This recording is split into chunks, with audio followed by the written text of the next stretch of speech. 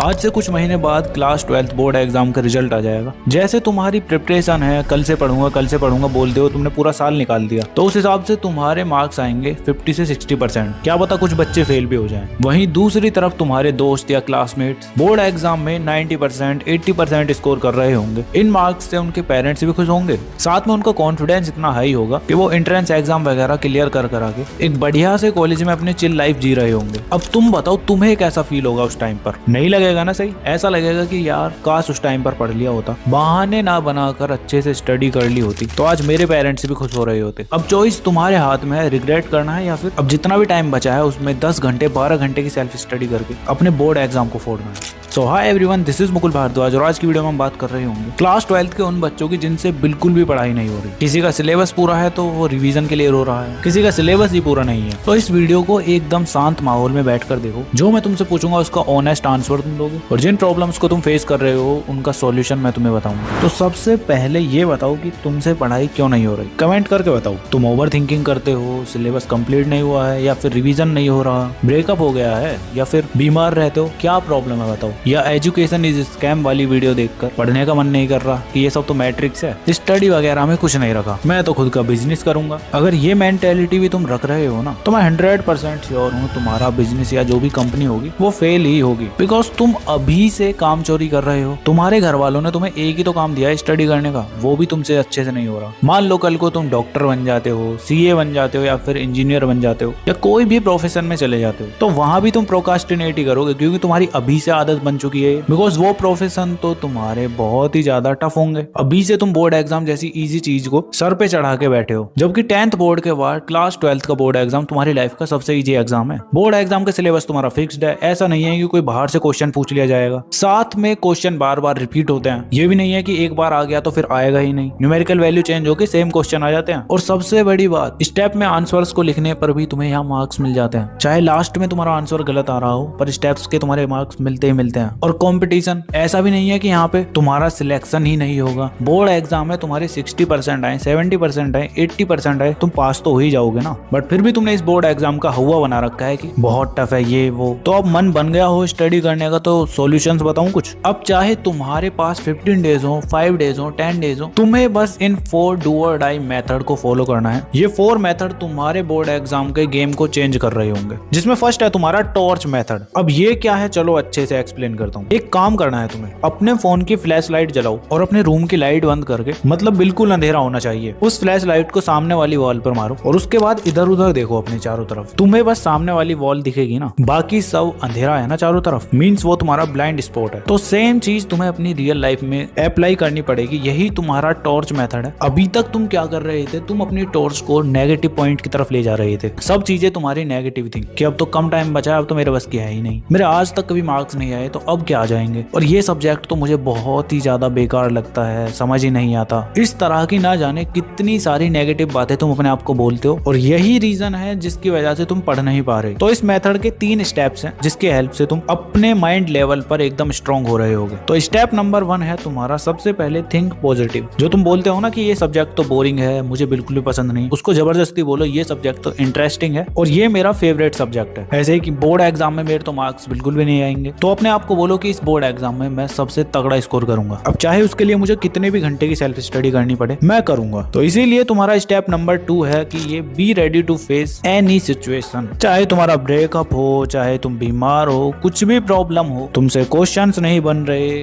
सारी चीजें भूल रहे हो, तुम्हें कोई भी प्रॉब्लम हो, उसको तुम्हें फेस करना है, उसके सॉल्यूशन ढूंढने हैं और फिर से लग जाना है पढ़ने के लिए। अब पुरानी गलती नहीं दोहरानी है कि जिसमें तुम कुछ समझ नहीं पाते थे तो छोड़ देते थे सभी चीजें। ऐसा बिल्कुल भी नहीं करना है। अब वॉरियर वाला माइंडसेट बना लो, जो भी चीजें तुम्हें मिल रही हैं उनको अच्छे से कंप्लीट करो। इसके बाद 3rd स्टेप है तुम्हारा नेवर डिस्कस एनीवन। तुम अब जो भी प्लान बनाओगे अपनी स्टडी के लिए, घंटों घंटों की सेल्फ स्टडी करोगे, उसका प्लान तुम्हें कभी भी किसी को नहीं बताना है, ना ही अपने घर वालों को, ना ही अपने दोस्तों को। बिकॉज तुमने भी देखा होगा कि तुम कोई भी चीज दूसरे लोगों को बता देते हो ना, तो वो काम तुम्हारा हो नहीं पाता। फिर जो भी करना है अपने हिसाब से करो, किसी को कुछ मत बताओ। तो टॉर्च मेथड के यही 3 स्टेप्स थे। अब इसके बाद आता है तुम्हारा सेकंड मेथड 90% स्कोर करने के लिए। तो देखो, अगर तुम्हारे पास 5 से 10 डेज हैं, तो ये चीज तो बिल्कुल भी पॉसिबल नहीं हो पाने की कि तुम 95% ले आओगे अभी से स्टार्ट करके। हाँ, बट 80% 85% इजीली ले आओगे। कैसे लेकर आओगे, उसके लिए तुम्हें इन 3 स्टेप्स को ही फॉलो करना है, जिसके अंदर फर्स्ट है तुम्हारा फोकस ऑन सॉल्व 100% पेपर। तुम्हें अपना गोल ये नहीं बनाना है कि मुझे 90% लेकर आना है, 100% लेकर आना है। गोल तुम बनाओगे कि मुझे 100% पेपर को सॉल्व करना है। जितने भी क्वेश्चन आते हैं उनके सभी के आंसर लिख के आने हैं। बिकॉज अगर क्वेश्चंस को छोड़ के आ जाओगे तो तुम्हें मार्क्स एक भी नहीं मिलने का, थोड़ा बहुत उसके अंदर लिखकर भी आओगे तो कुछ मार्क्स तुम्हें मिल ही जाएंगे। अब उसके लिए तुम्हें आंसर राइटिंग की प्रैक्टिस करनी पड़ेगी, जिसके लिए मैं अलग से एक और वीडियो बना दूंगा। अगर तुम चाहते हो तो कमेंट कर देना, ठीक है। सेकंड स्टेप है तुम्हारा फाइंड हाउ। कोई भी चीज तुम पढ़ रहे हो उसको समझो वो कैसे हुई, क्या उस टॉपिक या चैप्टर में बताया जा रहा है। मतलब हर चीज को सीखने के लिए तैयार रहो। अटैक मोड तुम्हारा ऑन हो जाना चाहिए, ठीक है। थर्ड स्टेप आता है तुम्हारा क्वालिटी स्टडी मटेरियल। अब लास्ट टाइम पर तुम्हें स्टैंडर्ड बुक्स नहीं लगानी है, मैं बहुत वीडियोस में ये बातें बोल चुका हूँ। सिंपली एनसीईआरटी पकड़ो, पीवाईक्यूज पकड़ो और साथ में सैंपल क्वेश्चन पेपर्स। ये 3 चीजें तुम्हारे पास होनी चाहिए बस। अब इसके बाद थर्ड मेथड है तुम्हारा टाइम मैनेजमेंट के लिए, जो कि सबसे ज्यादा इंपॉर्टेंट है और उससे भी ज्यादा